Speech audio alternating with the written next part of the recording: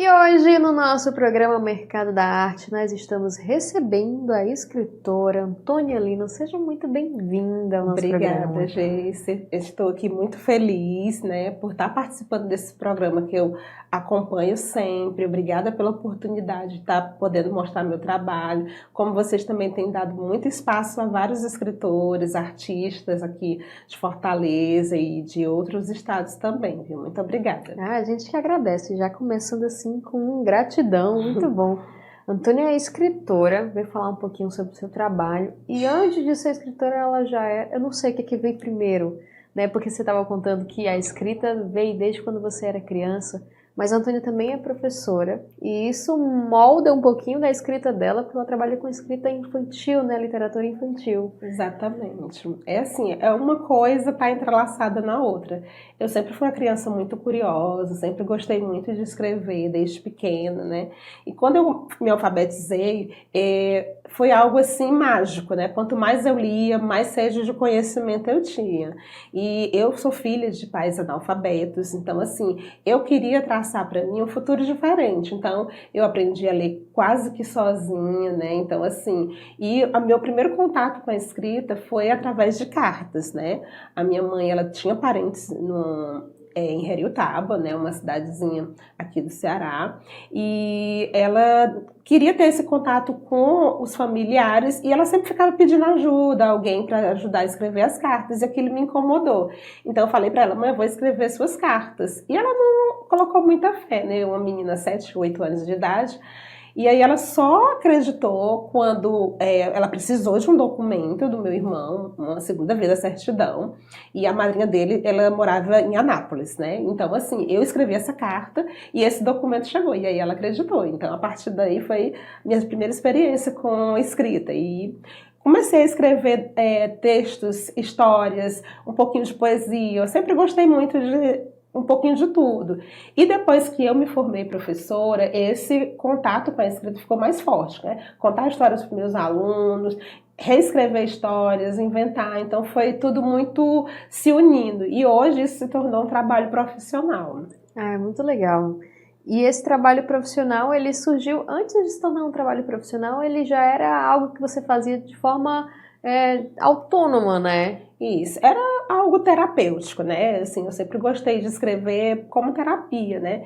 E aí eu tive muitas crises de ansiedade quando eu fiquei grávida da minha filha e comecei a escrever para desestressar, para diminuir um pouco essa ansiedade. Então foi aí que eu comecei a escrever algumas histórias, imaginando que quando ela estivesse maiorzinha, eu contasse as histórias para ela dormir. Ai, que legal. E essas histórias são muito importantes porque a Antônia, ela estava falando antes aqui que você usa as suas histórias pra... É como se você estivesse contando pra você quando era criança, né? Isso, assim, os meus primeiros livros que eu comecei a escrever foram histórias onde eu me imaginava quando era criança, né? Então eu queria ser uma super heroína, aí eu criei essa história, super menina.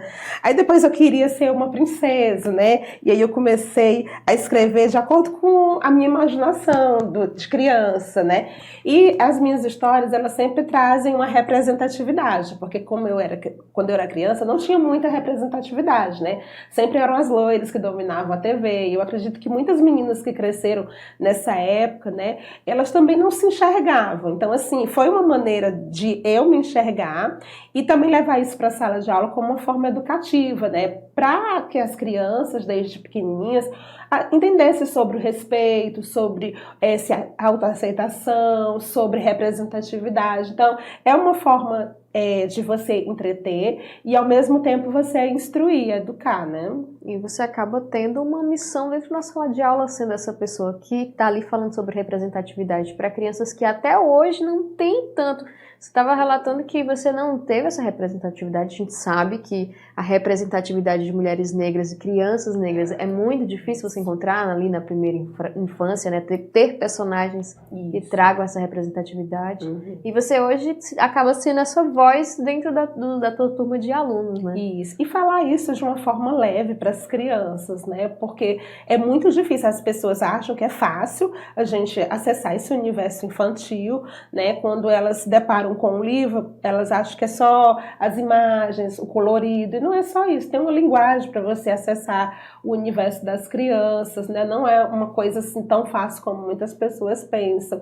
E é algo muito gratificante você poder estar falando com a criança de assuntos delicados, mas sem colocar muito peso nisso, né? Porque eu acho que hoje já está bem diferente, está bem mudado, a gente já conhece muitas protagonistas negras na literatura, na TV, então eu acho que isso mudou bastante. Mas há um tempo atrás, na minha época de criança e uma parte da minha adolescência, a gente não via muito essa representatividade. Então, poder falar sobre isso para a criança, sobre uma educação antirracista, é muito importante, porque elas vão crescer com esse amadurecimento, com essa responsabilidade, esse respeito, e vão se tornar adultos melhores, né? Mais sensíveis, né, das diferenças, porque o nosso Brasil ele é rico em diferenças, né? Maravilha, exatamente. E eu vou pedir agora para a Antônia ler um trechinho de um dos seus livros, para a gente, para você que está em casa, saber um pouquinho sobre essa escrita e sobre os livros da Antônia Lima. Fez uma escola que se chamava Escola do Nada. Nela, todos haviam perdido suas emoções. Lá, tudo era escuro. As pessoas não demonstravam nenhum tipo de sentimento, pareciam robôs. Um dia, 5 amigos foram destinados a ajudar aquele lugar. Eram eles: Alegrina, Raivito, Medino, Nojito e Trista. Eles eram os heróis das emoções. A missão deles era devolver luz e sentimentos àquele lugar. Medino foi o primeiro a chegar à escola. Ele era muito assustado, temia tudo. Não demorou muito para causar nas crianças e nos adultos a sensação de tremor, calafrio e insegurança. Ninguém se sentia confiante. Todos ficavam se escondendo. Diziam: E é isso, a Antônia leu pra gente um trechinho de um livro muito importante para ela nesse ano também, né? Isso, esse livro aqui, né, gente, esse é o meu primeiro livro realmente publicado por uma editora. Ele foi um dos vencedores, ficou em segundo lugar num concurso chamado Oficina das Emoções, onde eram para ser criadas histórias que retratassem os personagens das emoções, mas numa linguagem infantil, acessível para as crianças. E eu fiquei muito feliz, porque a premiação era a publicação, então eu fiquei muito feliz de ter esse sonho realizado, de ter um livro publicado por uma editora, ilustrado, né?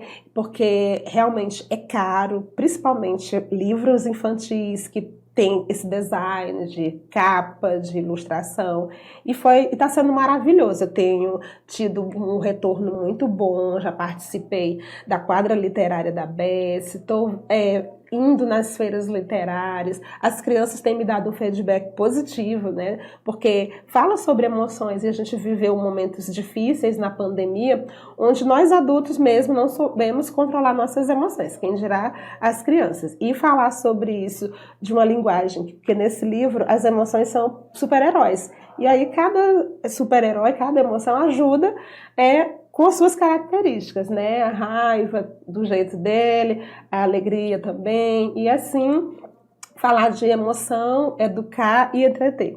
Ah, muito legal. E eu queria saber, Antônia, como foi levar essa história, especificamente essa história, para as crianças na qual você tem a oportunidade de lidar? Ai, foi muito gratificante, foi muito lindo, sabe? Porque, assim, quando eu escrevi a história, eu escrevi e não gostei do que eu escrevi. Geralmente, os escritores, eles têm um pouco disso, né? Esse negócio de escrever e não tá bom o suficiente. Então, eu escrevi e guardei. Aí, depois, eu peguei o papelzinho e li o trechinho para minha filha, né? Ela tem 7 anos. Completou 8. Aí eu peguei e falei assim: Analice, vê se essa história tá legal. Ela, como criança, ela começou a gostar do diálogo, da narrativa. Aí eu vou enviar. vamos tentar. E deu certo, foi muito bacana. Pude conhecer Recife, né? Nunca tinha viajado de avião. Viajei de avião, conheci uma nova cultura.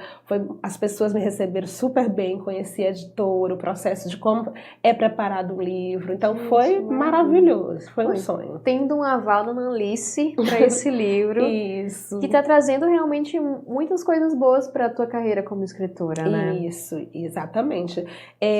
Eu posso dizer que é um divisor de águas, né? Antes eu escrevia por hobby, né? Como uma terapia, e hoje eu já me policio mais, porque esse livro ele trouxe essa oportunidade de melhorar minha escrita, minha forma de falar com as crianças e ter um trabalho profissional, né? Então, assim, cada história, eu já tenho várias histórias que eu já estou criando para 2026, né? Então, cada história vai se superando, né? Na escrita, na forma de escrever, na escolha dos personagens. Então, assim, está sendo maravilhoso colher os frutos do resultado desse livro. Ai, maravilha. Eu já ia perguntar mesmo, como é que funciona esse processo? Já está com planos para outras? Porque antes desse livro você já escrevia, né, outros. Então, eu imagino que esse processo continua aí de você pensar em outros títulos, outras histórias. A gente, assim, o contato com as crianças, ele facilita você estar em contato com esse universo, né, da imaginação.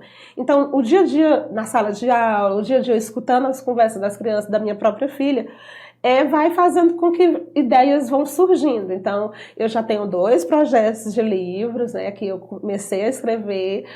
Um é sobre uma bonequinha encantada, né, e o outro é sobre uma menina que ela quer ser princesa. Então, e as pessoas não acham, ficam dizendo para ela que ela não vai conseguir. Então, a priori, o título é A Pequena Rapunzel e a outra é A Bonequinha Encantada, que já estou escrevendo, né? Já estou preparando para o ano de 2026, né? Muitas novidades, né? Queria saber, assim, sobre o processo de escrita, quanto tempo leva mais ou menos para você fechar uma história e entender que, não, pronto, agora eu tenho um livro? Olha, depende, né? Tem histórias que eu consigo no mesmo dia fechar, né? Criar a história e terminar ela no mesmo dia. Tem outras que eu vou escrevendo, aí perde um pouco assim o sentido, aí eu deixo guardada, eu vou ver depois, releio, aí não tá bom, aí demora mais. Mas geralmente, como é história infantil, são histórias breves, então eu consigo terminar em um mês, né? Às vezes em uma semana, vai dependendo também da demanda do trabalho, né? Porque mãe, dona de casa e trabalho fora, então tem dias que a cabeça tá um turbilhão, então assim, eu consigo produzir mais nos períodos de férias, nos períodos de feriado, né? Aí você vai lá, gosto muito ainda daquela parte manuscrita, né? De escrever no caderninho e deixo lá, aí depois passo para o computador e aí você vai vendo lá o que é que pode melhorar, o que é que pode acrescentar e assim vai surgindo. Maravilha. A gente conheceu hoje um pouquinho dos processos de escrita da Antônia Lino, que veio trazendo essa literatura infantil que ela vem trabalhando. A gente agradece muito você ter contado um pouquinho da sua história, de ter esse livro aqui agora em mãos, Heróis das Emoções, que foi um livro, né, premiado, conseguiu lançar, e a gente espera, Antônia, que você consiga lançar muitos outros livros, levar sua representatividade para outras crianças, tanto na sala de aula, como para quem está assistindo hoje a gente. Muitíssimo obrigada, foi um prazer receber você aqui. Eu que agradeço, Geice, assim, também fiquei muito feliz quando surgiu essa oportunidade de estar aqui falando sobre esse trabalho, agora sim, um trabalho profissional, e espero sim que venham mais inspirações, mais oportunidades, e que eu possa ser também uma fonte de inspiração para outras pessoas que gostam de trabalhar com a escrita. Eu faço parte de um coletivo chamado Escritores de Fortal, e a gente sempre está levando isso para as escolas, né? Esse incentivo, porque muitas vezes a gente acha que não é capaz, que é um sonho difícil de ser alcançado, mas não é. Assim, é um trabalho de formiguinha, mas você não pode deixar de sonhar e de buscar o seu sonho. Hoje eu estou aqui conversando com você, que é uma pessoa que eu sigo nas redes sociais, e assim, e poder estar falando sobre o meu trabalho, sobre literatura, num programa que fala sobre arte, assim, é um sonho, é mais um sonho realizado, e eu espero realizar outros sonhos na minha carreira. Ai, a gente deseja tudo de bom e muitos sonhos realizados. Obrigada, Antônia. Muito Sucesso. obrigada, gente. Obrigada mesmo.